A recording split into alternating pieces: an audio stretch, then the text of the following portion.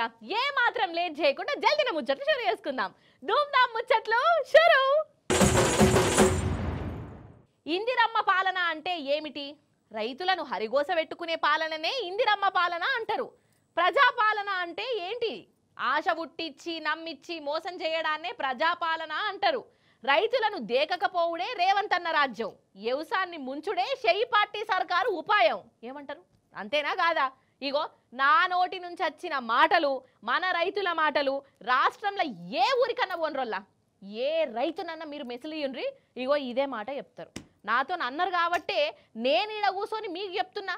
జనం మాటనే నా మాట కదా. రేవంత్ సారు, ఈ రైతుల అవస్థ ఏంది సారు?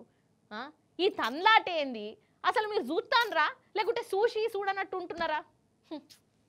ఇగో ఓ సారు, ఇక నేను చూయిస్తున్నా, జర టీవీ సౌండ్ ఎక్కువ పెట్టుకొని జర చూడు సార్, నీకు పుణ్యం ఉంటుంది. చూడిగా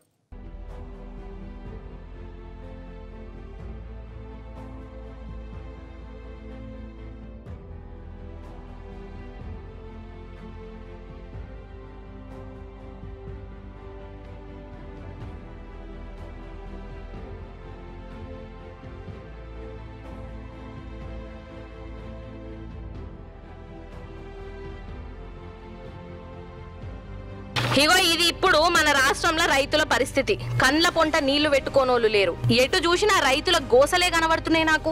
మన సర్కారు వారు రుణాలు మాఫీ చక్కగా చేయలే, రైతు భరోసా కరెక్ట్ గా ఇచ్చింది లేదు. ఆఖరికి ఎట్లనో గట్ల పంట పండిస్తే దాన్ని కొనేందుకు కూడా దిక్కు లేదు. కష్టపడి పండించిన పంట కండ్ల ముందే కొట్టుకుపోతా అంటే ఎంత బాధ అనిపిస్తుంది చెప్పుండ్రోల్లా మీరే.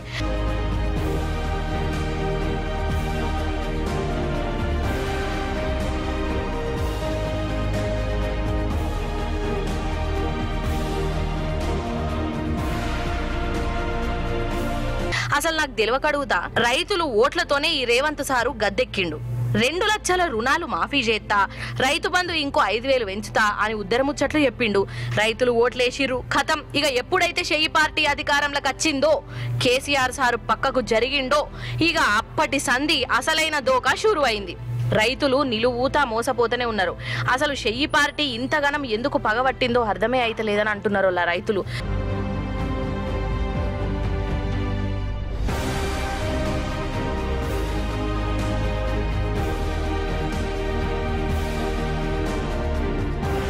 అరే కాదబ్బా, నడమంత్రపు వానలు ఎట్లా పడ్డాయో ఎరికే, వానలు పడతాయని కూడా ముందే ఎరికే. మరి వడ్లు కొంటే ఏమైంది సర్కార్కు? రైతులేమో ఇగగొంటారు ఆగగొంటారని వడ్లను రెడీగా ఉంచిర్రు, కానీ మార్కెట్లే బంద్ పెట్టే. కొనేందుకు ముంగిటికి రాలే. రేపు మాపు అనుకుంటా పొద్దెల్ల తీసిర్రు. ఆఖరికత్తే పండిన పంటను వరదపాలు చేసిర్రు. ఈ ఒక్క సీజన్ అనే కాదు, 3 సీజన్లది అదే పరిస్థితి.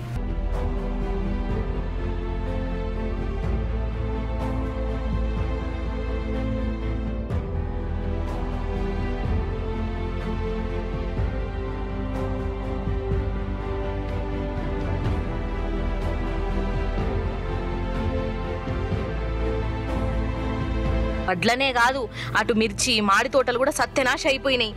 రైతులకు సర్కారు తరపున హిమ్మతిచ్చేటోళ్లే కరువైర్రు. గింత ఘోరమా, గింతద్మానమానొల్లా? అసలు 9.5 ఏళ్లల్లా ఎన్నడన్నా రైతు బతుకు గిట్లయిందా? అప్పుడప్పుడు నడమంత్రపు వానలు వచ్చినాయి, పంట నష్టపోయింది. కానీ లుక్సానైన రైతులకు కేసీఆర్ సారు ధైర్యం చెప్పిండు, వాళ్లకు నష్టపరిహారం ఇచ్చిండు, ఎప్పటికప్పుడు వడ్లు కొన్నాడు, యాళ్లకు రైతు బంధు ఇచ్చిండు, రైతు బీమా చేయించిండు. కానీ ఏమంటా షెయి పార్టీ సర్కార్ వచ్చిందో ఇప్పుడు అంతా తిర్రమర్రైపోయింది. ఇగో గిట్లనే అనుకుంటా కండ్ల పొంట నీళ్లు పెట్టుకుంటున్నారమ్మా రైతులైతే.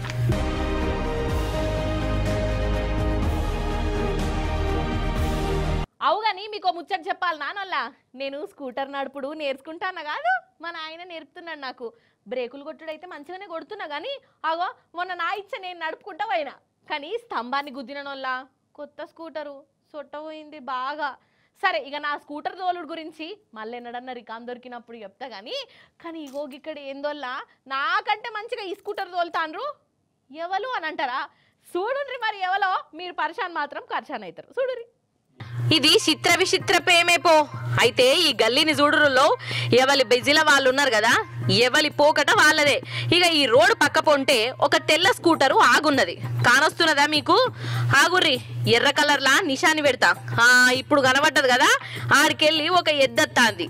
ఎద్దేనా? హావా, ఎద్దే కావచ్చు. ఆ స్కూటర్ ను మంచిగా చూసింది. ఆగ చూడు కథ.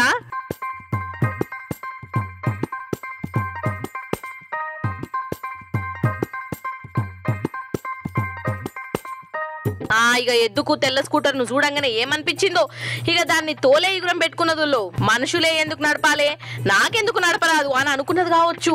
ఆగ చూడుర్రిగా.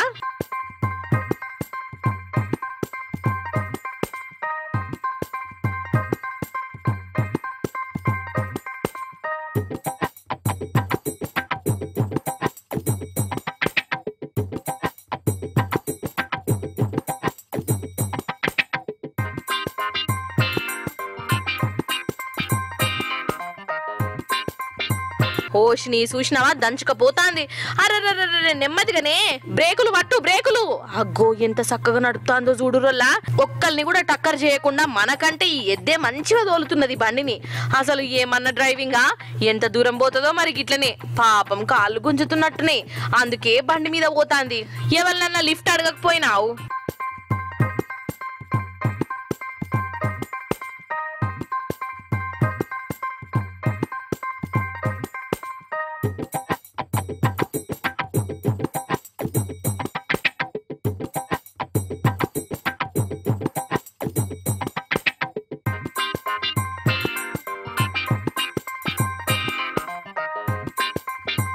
బండి తోలుతున్నది బరాబరే గాని లైసెన్స్ ఉన్నదో దీనికి?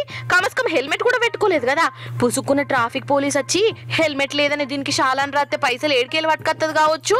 మొత్తానికి ఎడ్లు కూడా బండ్లు నడుతాయని అర్థమైందిలా నాకు ఇయాల.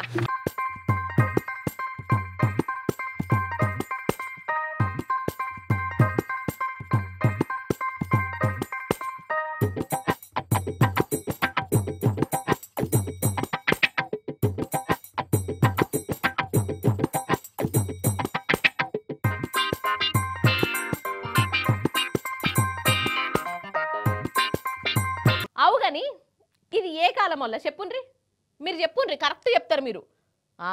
ఏంది మల్లీశ్వరి గట్ల అడుగుతున్నావు? మే నెల ఎండాకాలం అని అంటారా?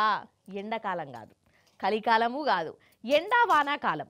ఇదో చిత్ర విచిత్రమైన కాలం.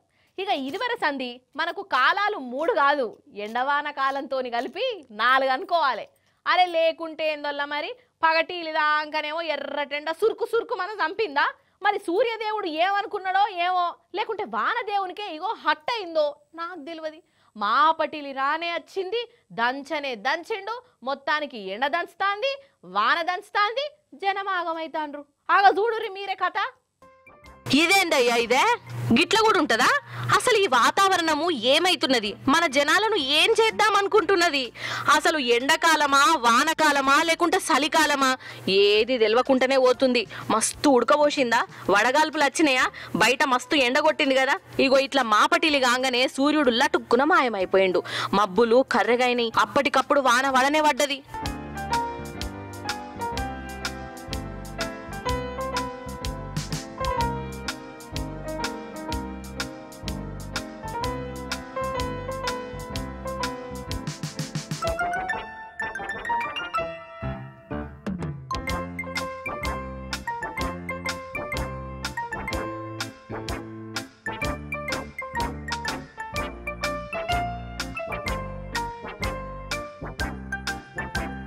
హైదరాబాద్లో అయితే మాయా బజార్ లెక్కనే అనిపించింది. మస్తు ఎండగొట్టింది అప్పటిదాకా. ఖతం అప్పటికప్పుడే ఏదో మంత్రమేసినట్టే అయిపోయింది.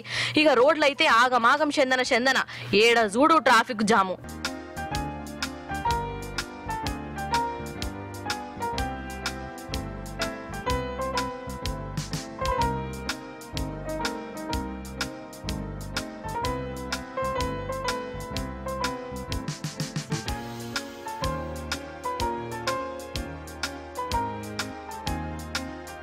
ఇక జిల్లాలలోనైతే వాన బగ్గనే చంపిందుల్లో. పాపం ఈ వానబడుడేందో గాని పంటలన్నీ సత్యనాశ అయిపోయినాయి. ఓ దిక్కు ఎండ తగ్గిందని సంబరపడాలనా, లేకుంటే చేతికందిన పంట ఆగమైతాందని బాధపడాలనా అర్థమే కాలేదోళ్ళు. అన్నట్టు ఇంకో 4 వద్దులు ఇట్లనే ఎండా వాన. ఇక 2 పోటీలు పడుకుంటా చంపుతాయట. నువ్వెక్కువ ఎండ కొడతావా, నేనెక్కువ వాన కొట్టాలనా, నువ్వెంత అంటే నువ్వెంత అన్నట్టే ఈ సూర్యుడును వానదేవుడు పోటీలు పెట్టుకుంటారని వాతావరణ శాఖ వాళ్ళు చెప్తాండ్రు. జర చూసుకోండి మరి మీరు వెనక ముందు.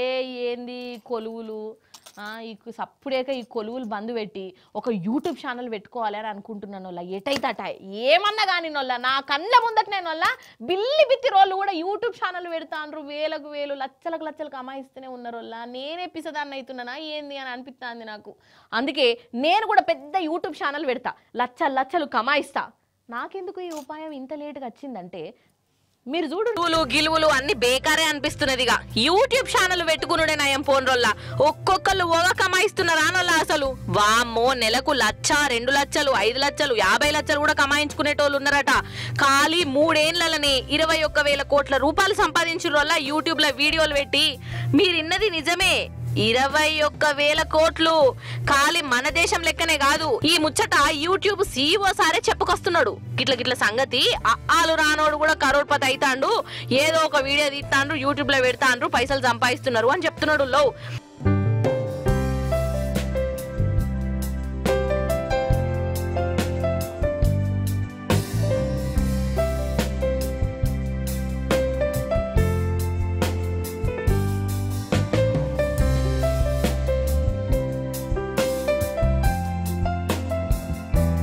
అయితే కరోనా తర్వాతనే యూట్యూబ్ కు బాగా డిమాండ్ వచ్చింది ఇక అప్పటి సందే ప్రతి ఒక్కరు కూడా యూట్యూబర్లు అయిపోయారు సెల్ ఫోన్ తోని వీడియో తీయా నోటికి వచ్చింది ఏదో ఒకటి చెప్పా అలా అప్డేట్లు చెయ్య ఖతం ఇక దాన్ని జనాలు చూస్తున్నా కొద్ది ఇక ఇలా బ్యాంకులో పైసలు పడుతూనే ఉన్నాయి ఒక సెల్ ఫోన్ ఉంటే చాలోల్లా జనం వీడియోలను చూస్తే అద్దన్నా పైసలు వస్తాయి 21,000 కోట్లు అంటే ఏందోల్లా అసలు ఏ కొలువు ఎత్తే చెప్పురి గన్ని గనం పైసలు కదా అయితే ఈడ ఇంకోటి ఉన్నది పక్కోనికి లైకులు పైసలు వస్తాన్నాయి కదా అని ఎట్లా పడితే అట్లా వీడియోలు చేస్తే పైసలు రాలే వీడియోలు చేస్తే లేవని అక్కడికచ్చే ముచ్చట ఉండాలి ఈ నడుమ జనాలు ప్రతి ఒక్కటి యూట్యూబ్ చూసే నేర్చుకుంటాండ్రు కదా వంటల కాడికెళ్ళి ఆపరేషన్ల దాకా యూట్యూబే దిక్కయింది మరి జనాలకు ఏది కావాలనో అది దిమాకుతోని సోంచాయించి పెడితే మీరు కూడా యూట్యూబర్లు కావచ్చు పైసలు కమాయించుకోవచ్చు ఏమంటానా